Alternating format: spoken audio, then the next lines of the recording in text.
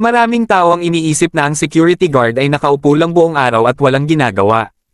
Madalas, kapag nakikita silang nakatayo o nakaupo sa isang lugar, iniisip ng iba na nagpapalipas lang sila ng oras.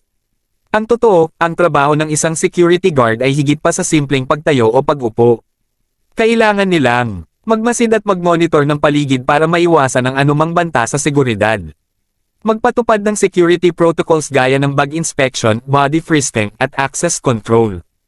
Tumugon sa mga emergency tulad ng sunog, aksidente, o gulo sa loob ng kanilang area of responsibility. Magulat ng kahinahinalang kilos o insidente sa kanilang supervisor o sa pulis kung kinakailangan. Magsilbing frontliner sa pagbibigay ng impormasyon o assistance sa mga bisita. Sa madaling sabi, kahit hindi natin laging napapansin, ang mga security guard ay may mahalagang papel sa pagpapanatili ng kaayusan at seguridad. Sila ang unang room response sa oras ng pangangailangan.